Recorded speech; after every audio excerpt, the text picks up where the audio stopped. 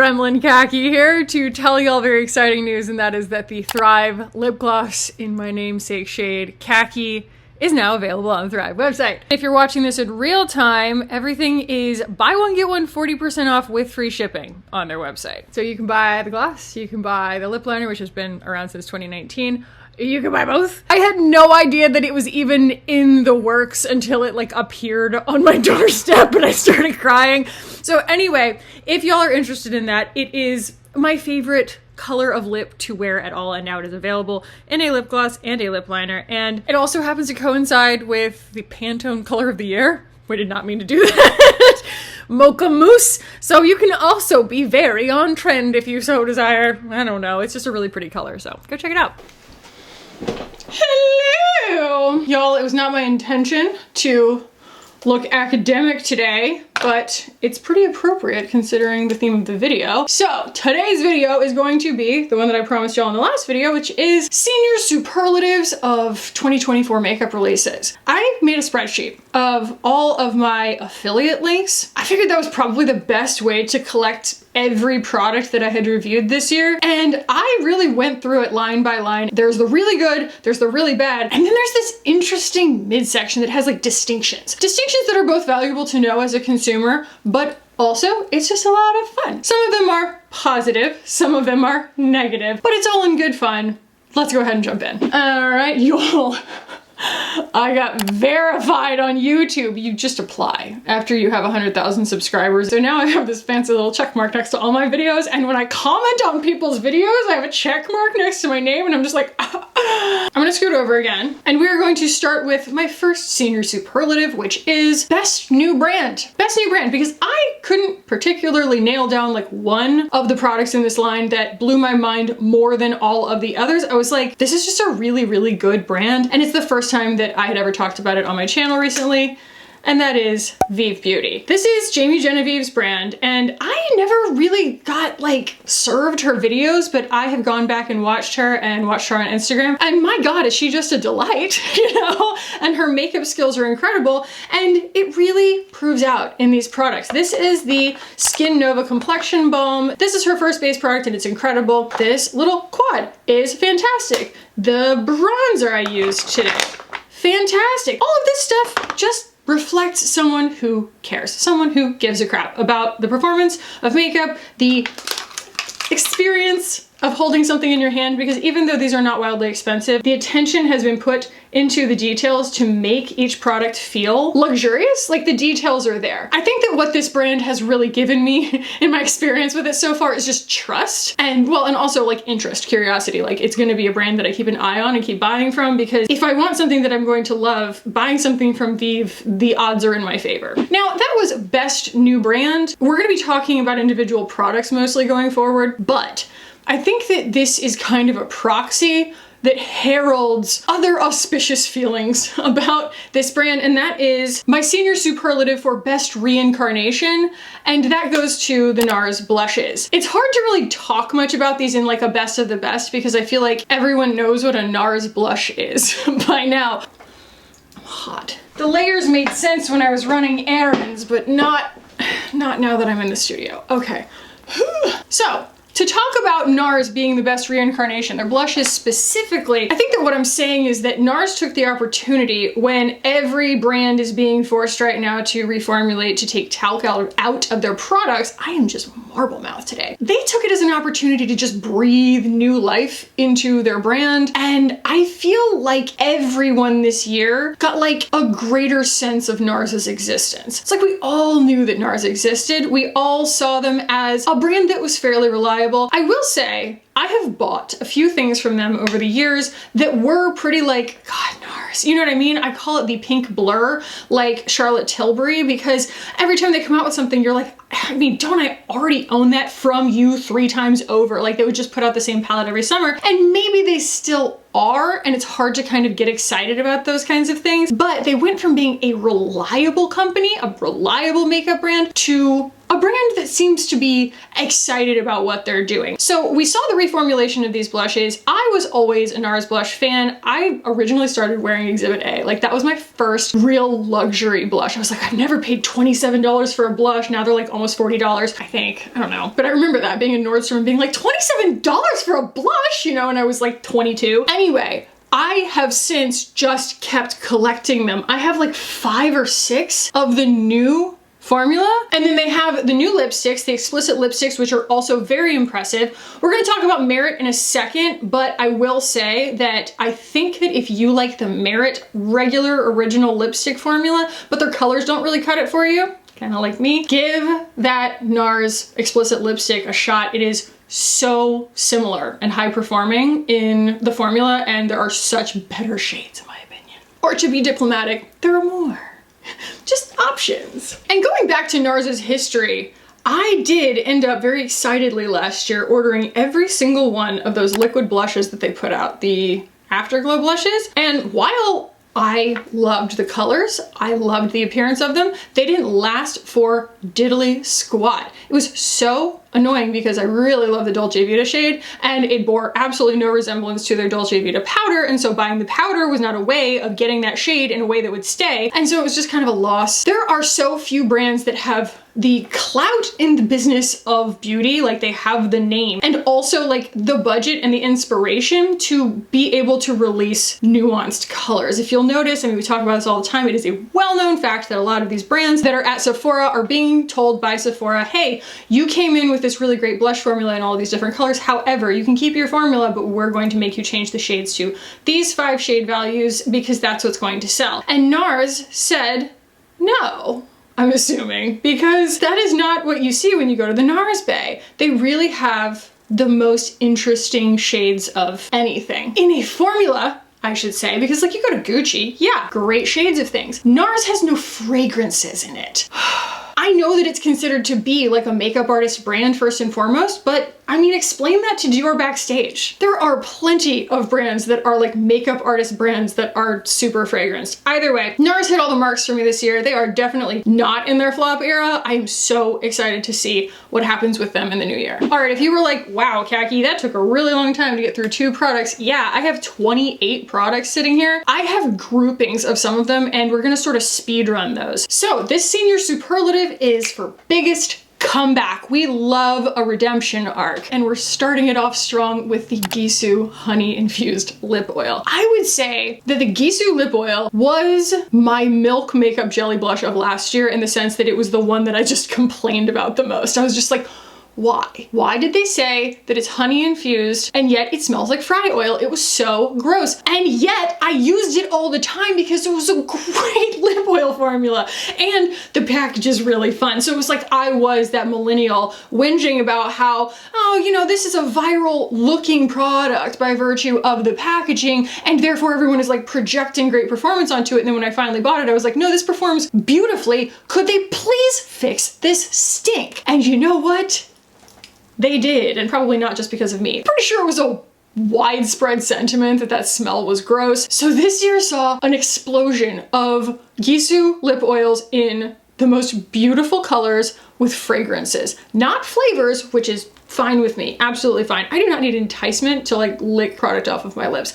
Oddly, the only lip glosses that I have that are flavored for memory, like it doesn't really happen that much, are the In Beauty Project ones, which I feel like are trying to be like modern day Bonnie Bell and good for them. But then the only other one is La Mer, a $90 lip gloss. They're like, man, it's gonna taste kind of sweet. And you're like, all right, I guess. Anyway, the Gisou lip oil impressed me so much that I ended up buying a whole bunch of them and I love them very much. Like, if you've been with my channel any amount of time, you know that I have seemed to have an axe to grind with Merit Beauty. Merit Beauty kind of came into this space, I mean, we're running it back, but they came into this space with kind of like a tone-deaf contract that they wanted people to sign if they were gonna send their products out to influencers. It was just like, we own your content. And everybody was like, what the heck are you talking about? Why would you own my content in exchange for sending me PR? And then they were like, oh, let's walk that back a little bit and whatever. But it always kind of left a weird taste in my mouth. Even though I do think Catherine Power is a business genius, I always felt that that brand still had that kind of like stink of venture capital where you're just like, do you really care about these, you know? Then came the solo shadows. And I know that they're not new this year, but y'all worked me over, okay? And I finally tried them. It was like I had gone to Sephora, I had swatched them, and I was like, no, these aren't for me, because like I didn't love the colors or whatever. And then I was finally like, all right. You know, enough people had commented and I was like, I'm willing to be wrong. I'm willing to be surprised. And they're exquisite.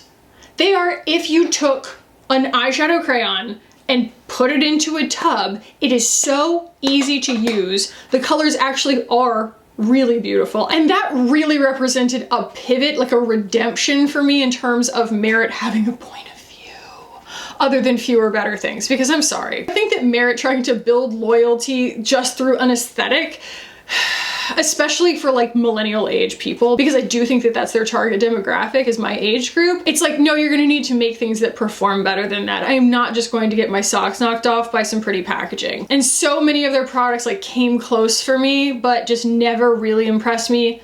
And those solo shadows gave me a lot of hope. All right. I am not too big to admit when I was wrong, okay? And I just want to issue a public apology to Sarah Creel. I was wrong. First of all, I use this all the time. I love this. And it was really, again, y'all working me over in the comments being like, no, it's actually very special. And I was like, I don't know, I feel like I've used, there's nothing I can point to about this concealer that's like particularly different from anything else. And so many people were both like, that's the only thing that works for me as my under eyes are crepey. And also that, you know, they watched me put it on and they're like, that's the prettiest thing I've ever seen you put on your face. And I'm like, maybe I have just become so cynical, okay? Maybe I'm just like, they're all the same. And so every time since that review that I have sat down to do my makeup on my own, I want to reach for the most reliable concealer. And I always want it to kind of work in my mind, at least from a chemistry standpoint, with the other complexion products that I'm choosing. And for whatever reason, I just reach for this one every single time. It's a very positive experience to use. It's in glass. We love to see it. I do know that she is planning on expanding the shade range because God bless her, she came into my comments, okay? She's a self-funded company and I do feel like she has a clear point of view. And the other thing that I'm just going to say, okay, yesterday in the mail, I got a box from Sephora that I ordered and inside it was one product. And that product was the freaking Sarah Creel, the adults are talking lip balm, because I already finished my other one. Sometimes we don't know what's gonna be a standout product just based on its initial performance. Sometimes, uh-oh, my chest is gonna get red. Sometimes it is a matter of observing your own habits and then looking at the data. Like, the data speaks loud and clear. I don't even reach for my like top product of the year last year anymore, the YSL Candy Glaze, because the Sarah Creel one is just so much better on every front. So that is one of the biggest comebacks and definitely the most humbling experience for me out of all my reviews this year. But I would rather it be that than the other way around. I would rather it be that I was convinced to love something rather than everyone in my comments being like, this sucked, and me being like, oops, you know what I mean? I'd rather have it this way. I want to have a quick mention. This is a superlative that I created specifically for this product. This is not a cheerocracy, this is a cheer-tatership, and I have created the category Best Use of SPF for the CL concealer, okay? And I have a very specific reason for that. Well, I have a couple. First of all, it is actually really difficult to use SPF, especially physical SPF, in a product and still have it be in any way elegant. There are so many products that are like, SPF, it's got SPF in it, oh my gosh, it's got sunscreen in it. And you're like, yeah, but it feels like I'm spreading zinc on my face. And like halfway through the day, I look insane. And if somebody takes a picture of me, it's like game over. This is such a sophisticated product. Not only that, but also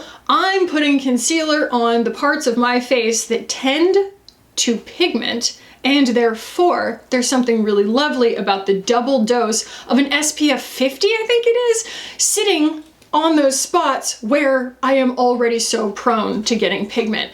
Like right here, because the sun is there and my cheeks are right there. And so that's where it hits first. is right here, and I get a lot of pigmentation right there. So even if I'm wearing another concealer, I will still add the CL there because I know that it's helping and the performance is fantastic. It is such a great actual concealer formula. One of the things that kind of came out of the last video as a pattern that we observed in the comments was like, this brand had their best products straight out of the gate. And it made me really think hard about the fact that we make brand owners continue to iterate as if they didn't do what they wanted to do the first time making a bronzer, just so that we have something new. Like, makeup trends change, but they don't change that fast. Why does Makeup by Mario need to make a 5th bronzer formula this year? He probably didn't want to. He was probably like, I liked my bronzers. I think that I have enough bronzers. You know what I mean? I think that the system is broken in that sense, and we miss a lot of really reliable products. And so the next Senior Superlative is definitely like that. This is best blast from the past. Like, these are products that I had tried in the past or that I had definitely heard a lot about in the past, but that I have no idea when they actually came out. They've been there for so long, and I tried them for the first time this year, and I was like, oh, yeah, that's fantastic, and no one talks about it. So the first one, people do talk about this, but I was really late to the game on the Dior Mono shadows, especially the shade Poncho. Everybody wants to talk about, what is it, Beige Mitza? Fine. It's fine. It is that taupe that's too cool for my skin tone. I bought it. It doesn't really look that great on me. There is a whole family of those kinds of shadows that just, I don't even buy. I don't even look at because I'm like, it's gonna turn sooty on me. But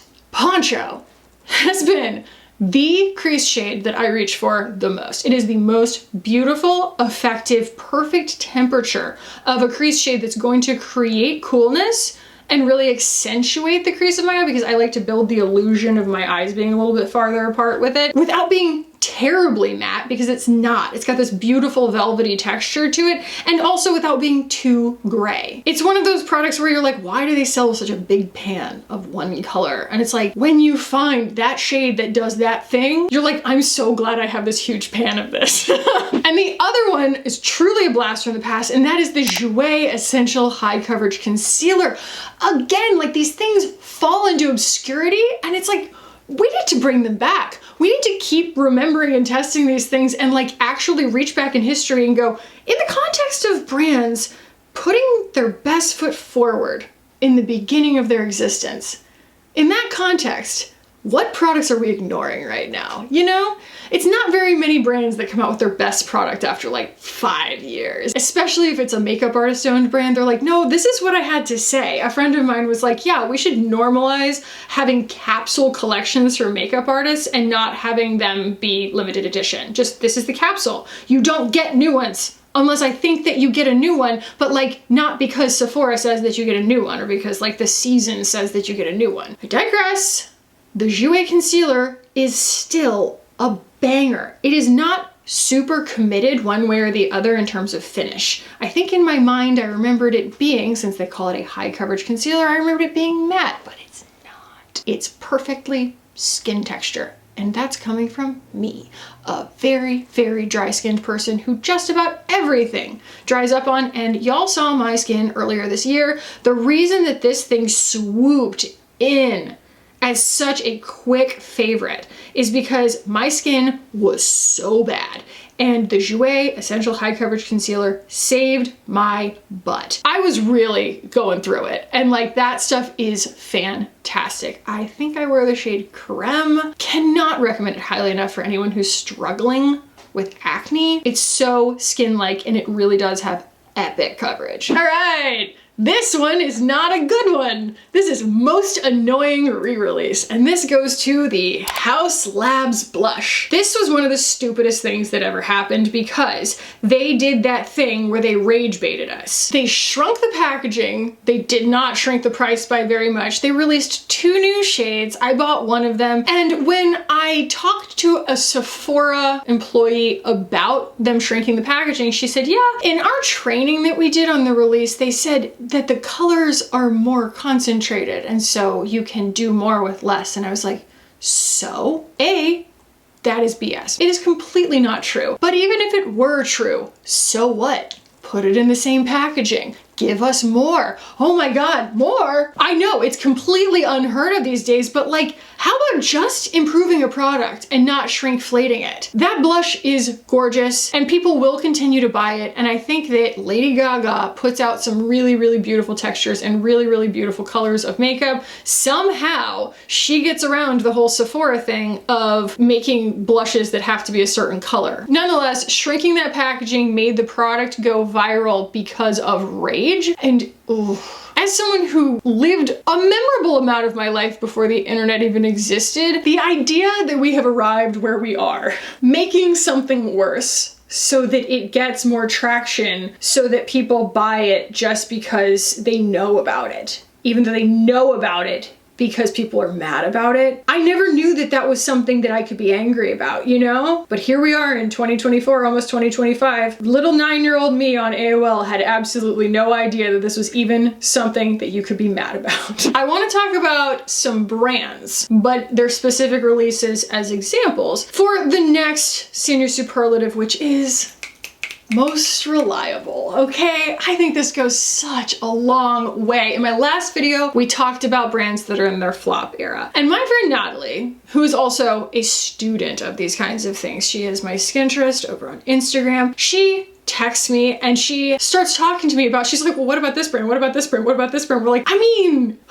it's a slippery slope, right? Because I think that like the beauty industry to a large extent, especially what's being carried at Sephora, is kind of all in its flop era right now because everybody's tastes are changing and the way that we spend our money is changing and everybody's like trying to adapt to it. Either way, it really continues to drive home the importance of brands and products specifically that are just reliable. That, yeah, they might keep putting out the same product over and over again, but it's a great product. And I think that there's kind of something to be said for that. So the first one is a Bobbi Brown eyeshadow stick, okay? And I mean, the Laura Mercier ones are lovely as well. There are plenty of beautiful eyeshadow sticks, but I found colors in this year that blew my mind, okay? It blew my mind in their mundane efficacy. The amount that I thought of them because they were so useful. Bobbi Brown Cinnamon and Bobbi Brown Moonstone were those two eyeshadow crayons. So Bobbi Brown continues to be a brand that I look to for lipstick colors or for eyeshadow colors in order to point people towards something that I know if I pick a color out of that line, even if I haven't tried that particular color, I know that I am pointing them to something that is tried and true. And there's something great to be said about something that's tried and true. The next, I mean, it's honestly like you could go through my Sephora history and it's like, why does she buy one of these like every few months? And it's not because I'm running out, it's because I love them and they all excite me.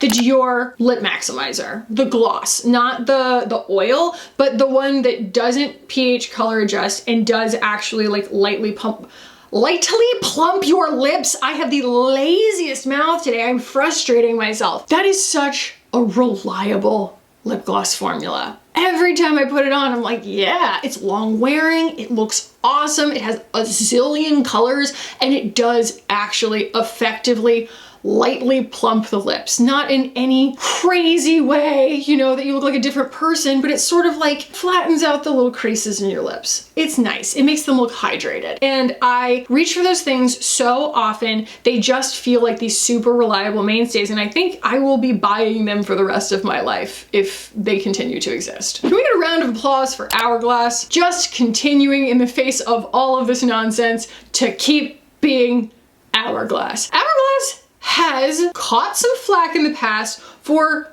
dragging their feet on progress. But in this case, while everyone is just progressing themselves straight into the ground, Hourglass's unwillingness to do that is really, really benefiting them. They just keep coming out with the same thing in a reliable format, in a slightly different colorway every single year, in a way that it's like, we're gonna make this packaging really beautiful and collectible. Everybody knows what's in here. We are not trying to surprise you. This is something that if you bought it last year, you do not, unless you're one of those collectors, need to buy it again this year.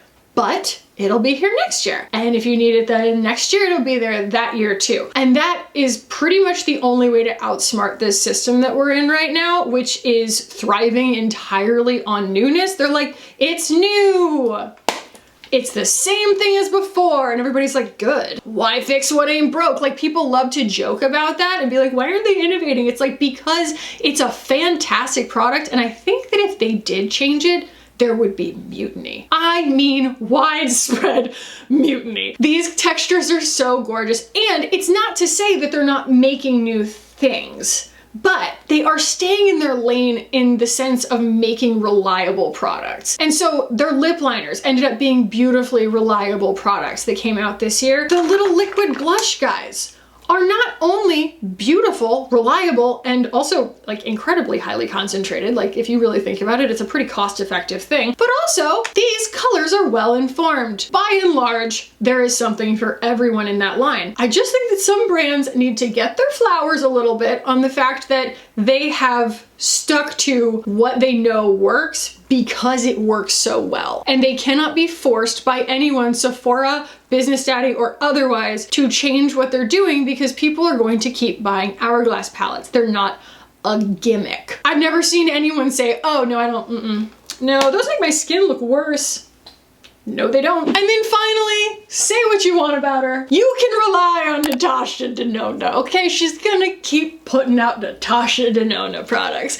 And for a while there, we were a little bit concerned / critical that Natasha Denona was really watering her brand down by putting out so many palettes. But in hindsight, we sort of see that it was all a brand pivot towards smaller palettes. She doesn't do those gigantic $125 palettes anymore. These are her like 60, I think they're $70 now, like $69 or something, but they started at 65, I think. And it is less expensive than like a Makeup by Mario palette, and you're getting, I mean, when did Natasha Denona become somewhat affordable? But she is. And I do think that she has an interesting vision, like I said, the same way that Hourglass does, in the sense that she has her reliable things that she knows that people are going to expect from her, and she's like, I am not going to alienate that customer. And it's not just because of a cash grab, but because a product like that is going to fund her innovations. And she has had some really cool innovations. That new highlighter that came out this year, that weird little like jelly hybrid thing,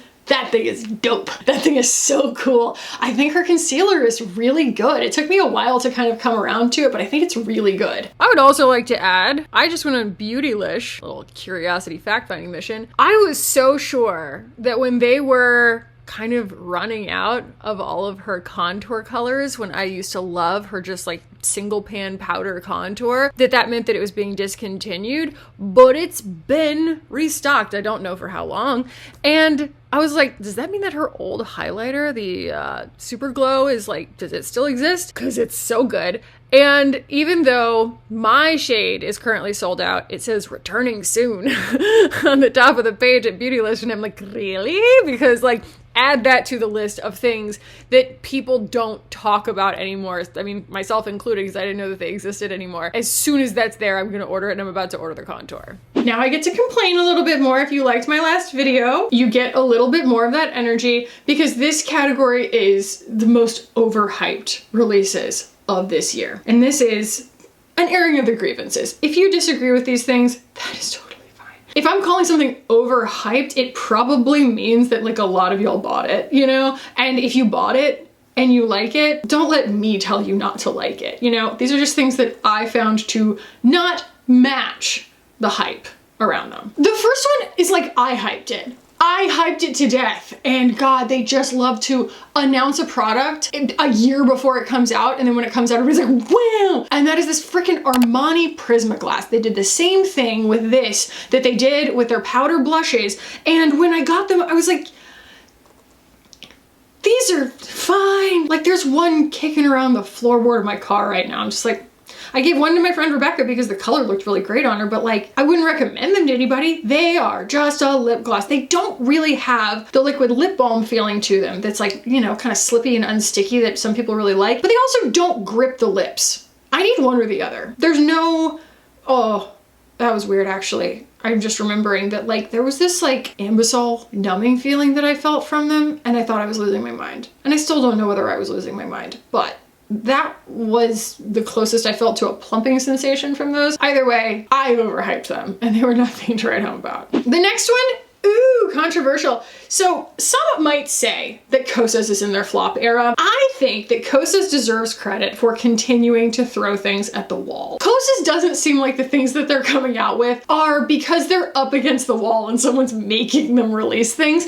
They're putting things out that they're like, this is different. And then we're like, yeah, but different good? And they're like, you decide. But we just like really wanted to do something that no one else is doing. And like that gets them out of purgatory for me in terms of, is this a brand that's headed for its flop era? Like, yeah, that eyeshadow palette that they put out last year was hot weird, okay? Like that was just a hilarious thing to do. But they still continue to make some of the most incredible complexion products. I know that the BB Burst was controversial because it really looked like a Maybelline container, okay? It did, but that is a beautiful formula. I'll die on that hill. Either way, I do think that no matter how good they actually were, there was no way that the Blush is Life release was going to stand up to the hype around the Blush is Life release. When they came out with those 8 blushes, everybody reviewed them, myself included, to death, you know, and they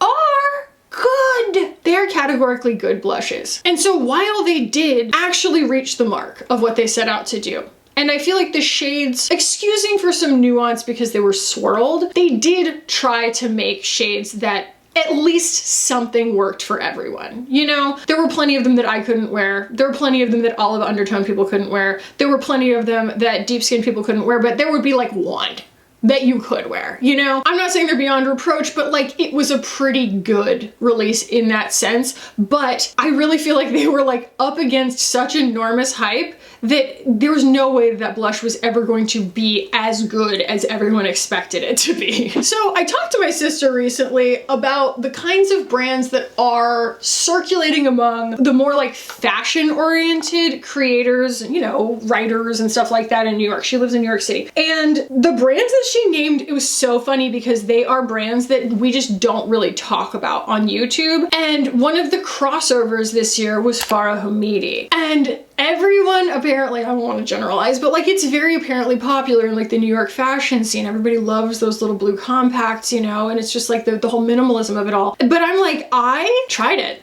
And I have so much other makeup that like, even if it's good-ish, it is so expensive and unpleasant to use. It just passed me by. Like I tried it and I tried the lip and I was like, these are passable. They are in no way worthy of the amount of hype that they have gotten just because of the containers. I mean, I'm not saying it was as bad as like a Simi Haze, okay? It wasn't like crap in a collectible container, but like I still maintain that it is overhyped for sure. Okay, this one I find hilarious. I hope that nobody like gets offended by this because I fully loved this product. I mean it when I say that it was overhyped. The Rhode Pocket Blushes, they're great. Are they worth the amount of time they got on the internet of anticipation and reviews? This product took up so much airspace for so long this year, and I was like, they're good. They're very good. I don't understand why we need to keep talking about it. Like, if the conversation can end at they're very good. I recommend them, but like let's move on, you know? like let's move on. Rhode has plenty of great products. Rhode is doing things all the time, and yes, this was their first like makeup thing. And so people are like, is it gonna be good? It's Hailey Bieber, da da da da da. Because everyone, including myself a while ago, like everyone would like to discredit her and be like, she doesn't put out good products. She's just a famous person with a lot of money and this is a cash grab, and they would be incorrect, okay? Like that product line is very, very good. I've yet to meet something in the Rhode line that I'm not like, that is very good, you know? And I think I watched like an interview with one of her chemists or something and I was like, he knows what he's talking about. Oh, she hired really smart people, you know what I mean? And that's why, you know, these are fantastic. If you bought them, no big deal. Like I think that that's a great thing. I'm glad that I have them, but like, good God, we were just like buried in conversation around the freaking Rhode Pocket Blushes for like 6 months. I felt like it was like, that was all anyone wanted to talk about. And then y'all know how I feel about this and it's gonna ruffle some feathers, but I'm sorry, you cannot disagree with the fact, I mean, you can try, that even if this product is good and you think that it is good, it is still not worth the hype that it has, and that is the Summer Fridays lip balm, okay? I personally don't happen to like it. It doesn't have any tenacity on the lips. It doesn't last because it doesn't have, well, first of all, it's vegan, but that's not always the kiss of death, so to speak, because like the Edam lip balm is outrageously good and it's vegan too. It's just that it doesn't have any ingredients that grip. And so it just sits on top of my lips and it doesn't moisturize. It doesn't seem to communicate at all with my lips. And it's not very pretty to look at. I don't have all the actually I only have one. I have the birthday cake one, which I thought was gonna be like the most benign one. Like the one that is just like, it was gonna have the least to say. And I was like, I just wanna know if I like the formula. And it's just really unpleasant looking on my lips. Like it's just kind of this weird grayish milky sparkle that I'm like, and it's like weird because it's a balm and it's very present on the lips, but it doesn't have really much shine to it. And I'm like, ew, I don't know. I mean, there's just such better things to spend your money on. I think Ole Henriksen needs to expand that line a lot, because those things are great. They are great. And Edam, I think Edam needs to keep going. Okay, so the next senior superlative is most innovative, because like I said, we are in a world right now of people kind of being forced to try to innovate, but really they're just being forced to put out low risk products because everything is so competitive and everything is so the same, that like true innovation is something that we are actually at an incredible shortage of. But then, and I just have to pay homage here, right? I went to London for the release of this. This is Lisa Eldridge's new Rouge Experience lipstick, and it is awesome. The formula is really, really nice. It actually reminds me a little bit of the NARS and the Merit because it has that like blurring quality to it. The colors are different. They're a lot more feminine. You know, they're all kind of rosy across the board. There's a little bit of beige and stuff in there, but they're definitely very distinctly different from NARS and Merit. But the formula and the colors, while I like them, even if you don't, she's going to have more formulas and more colors in the cartridges that go inside this true forever container, okay? There are plenty of like lipstick cases out there on the market that have replaceable cartridges. And I would say like, oh, this is only important to you if you wear lipstick or if you like lipstick or if you work your way all the way through a signature shade of a lipstick that you're actually going to buy another one. But I would say that this has impact across the board because it is an innovation that kind of sets a new standard for like environmental responsibility. And that is because Lisa dug her heels in so hard so as to make a component that is entirely recyclable. It's entirely aluminum. That's the big thing here. She was told it couldn't be done. She was told that there had to be magnets, there had to be plastic, and as soon as there's like mixed materials or magnets in there, you can't recycle it. And she was like, we haven't always had those things in our makeup. She's a, you know, very student, a historian of makeup. And so she understands that components existed before we were putting plastic in everything. So she made this. It is a very luxurious feeling container. I do agree with the folks in the comments who have said like, these colors aren't for me. I would love to see Lisa Eldridge make some colors that are more nuanced, and I totally agree. I want some grunge because it would just open it up to so many other people, because who doesn't want to like carry that around? It's so lovely. It is truly an experience of luxury. I want more colors. The next senior superlative, this is second to last. This is most played out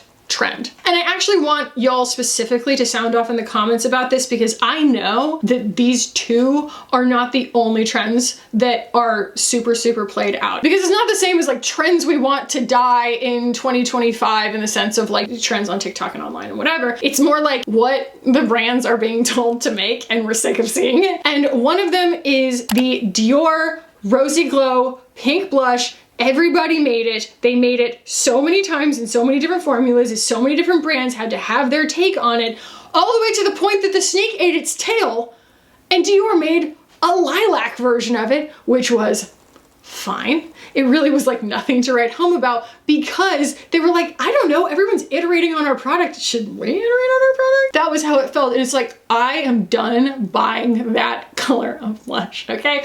I have NARS Thrill, and that is good enough for me, but like, my Lord in heaven, the only reason that I own NARS Thrill is because when I saw it on display at Sephora, it had been sitting under the lights for so long that it looked like it was an almost white pink, and I was like, well, I gotta know what that's about. Got it home, and it was the color of Dior Rosy Glow 001 Pink. Like, no one could escape that color for the last like 3 years or something. I'm just over it, you know? If you have it, you have it. If you don't need it anymore. And And for the love of God, there are enough bronzing drops. We have enough bronzing. We have enough bronzing drops. My brain is already rattling off so many brands of bronzing drops right now. I mean, we saw them from, I mean, of course, it's spun off of Drunk Elephant. I think the debronzing drops are pretty mediocre, okay?